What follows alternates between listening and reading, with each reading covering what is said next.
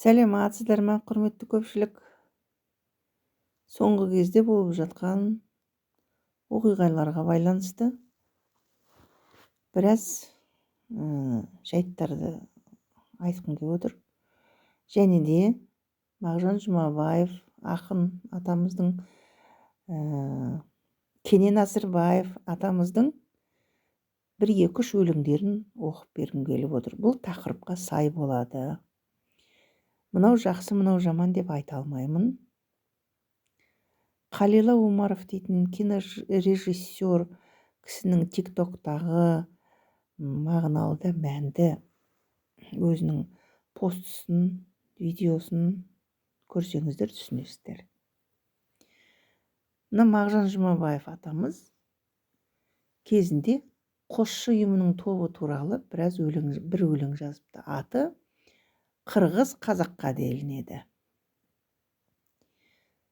Арқа менен құлжадай қойындасқан ежелден, екі тентек тетелес сойылдасқан екі елден, түн заманды төңкерген топан заман не күтет?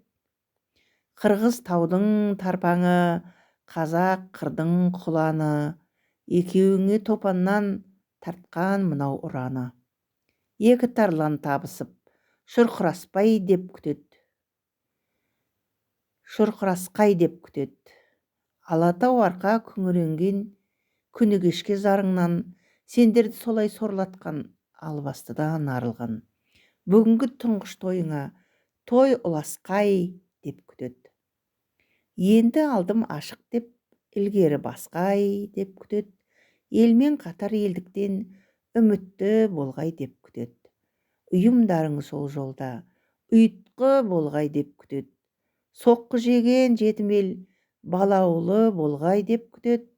Сондықтан қызыл жалындай жалаулы болғай деп күтет дейді.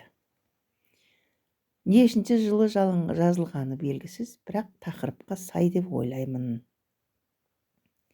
Енді Кенен Әзірбаев атамызға келейік. 1916 жылы жазылған өлең екен. Қырғыз бауырыма деген. Дәм тұзыңды көп татқан қырғыз туған, жолың болып оңыңнан жұлдыз туған. Мал тұрмақ басым қайғы болып жүргенде, қырғыздардың ішінде бір жыл тұрғам.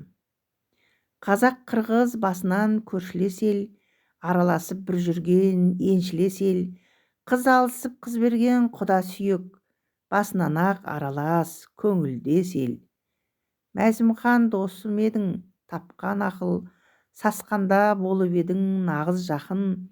Патшаның жендеттерін қуған кезде, басыма тігіп берер күрге шатыр деген екен. Қазақтың байларынан теперіш көріп жүрген кезде, мына Жамбыл облысы Мерке Луговой ауданында, Қордай ауданында шекаралас қырғыз елімен жатқан еліміз, шекарамыз бір, ішіп отырған суымыз бір дегендей ғой. Тағы бір өлеңі бар екен Кенен атамыздың. Қырғыз достарыма деген. Дұғай сәлем жалпыңа, қырғыз туған халқына. Дала менен қаласы, жасы менен қартына. Қатар жатқан қадірлес қазақ-қырғыз парқына. Екі өркешті түйенің, екемшегі биенің, ақ қалпақты қырғыздың ата тегін білемін. Әлімқұл мен Оспанқұл тойға келгін жиенім. Шертпегіңді шерте кел, тағып ішек тиегін. Бәйгі атыңды ала кел, жақсы әніңді сала кел. Балуаныңды баға кел, әріптесіңді таба кел. 70-тен асқан жасында нағашыңа баға бер деген екен. Ары қарай жалғастыратын болсақ, осы Кенен Әзірбаев атамыздың біршама өлеңдерінде қырғыз қазақ туралы әр жерінде айтып өткен екен. Тағы бір ұнаған өлеңі не пайда дейді. Ақын бұлбұл болама, асыл сөзін таппаса, арғымақ дүлдүл болама, алыс жолға шаппаса, бастан шеру тартпаса, қызыл тілден не пайда, сөз асылын айтпаса, бал шекерден не пайда, тәттілігін татпаса, аққан судан не пайда, әлем мейірі қанбаса, Ай мен күннен не пайда, нұр сәулесін шашпаса, өнерпаздан не пайда, көңіл күйін ашпаса, ақындықтан не пайда, көп ішінде таспаса, ән мен өлең жайып ем, жетісуда жұртым-ай, сұмсырқия заманда, суырыла шықтым жұлқынай, жарыққа шықпай жатқанбыз, жауып қойған құлпыдай. Алты оқтың астында, көкшолақтың үстінде, ақын қойшы атандым, талаптанып ән шырқай, жаңа дәуір тұсында. Енді шықтым жарыққай, ақын әнші атандым, бақытты отан халыққай, қырғыз, қарғыз, қазақ аралап, халқым сүйіп қамалап, жиын тойда ән шырқап, бастадым тойды жорғалап. Табиғат берген өнерім, алғаным жоқ саудалап дейді. Және де бір өлеңі 80 дейді.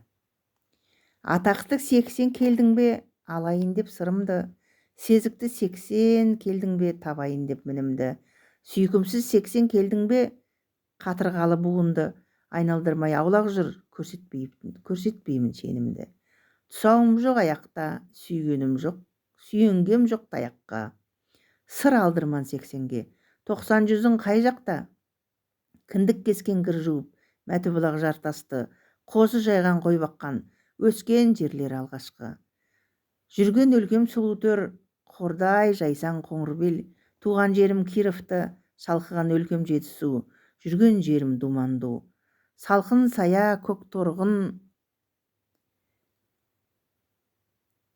мөлдір бұлақ Норману, аралаған Алатау, қазақ қырғыз тамашау деген екен.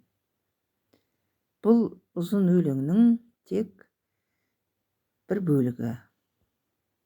Қабыл алыңыздар. Ары қарай жалғастыратын болсам, сіздерге осы Кенен атамыздың бір бонус ретінде бір өлеңін оқып берейін. Ол кейбіреу деп аталады. Кейбіреу кербездене, кемін білмей, кеудесін көтереді кәдімгідей. Кейбіреу қалжыңдасар кейбіреумен, өзінің ойнайтұғын теңін білмей. Кейбіреуден даулайды, сөзінің шығатұғын ебін білмей. Кейбіреуге сын тағады, өзінің бойындағы мінін білмей. Кейбіреу судай ағып сөйлей берер, ол сөздің артық кемді жөнін білмей. Кейбіреу асқақтатып айқайлайды, ол әннің айырылатын шегін білмей. Кейбіреу қызым бар деп көп мал табар, кейбіреумен бақталасар, өзінің отыратын жерін білмей. Шын тұлпар қызған сайын екіленер, таулардың ылдименен өрін білмей. Кейбіреу үзеңгісі алтықабат, құлағы түзге шықса тебінгідей. Кейбіреу жапалақтай жарбаңдайды, өзінің әлі келер жемін білмей. Бұл дүние диірмендей бір дөңгелек, бұрқырап өте шығар әлек-шәлек. Үмітпенен ханның қызын алармыз деп, өлетін отқа күйіп бізге бөлек деп 1967 жылы жазған Кенен атамыздың өлеңі бар екен. Бұл сіздерге бонус ретінде қабыл алыңыздар. Қай ел жайлы, қырғыз болсын, қазақ болсын, көршілес жатқан елміз. Көршінің ақысы тәңірдің ақысы деді ме, сондай бір мақал бар. Тату болайық, аман сау болайық. Жақсылықта, тек қана тойларда жолыққанша аман сау болыңыздар.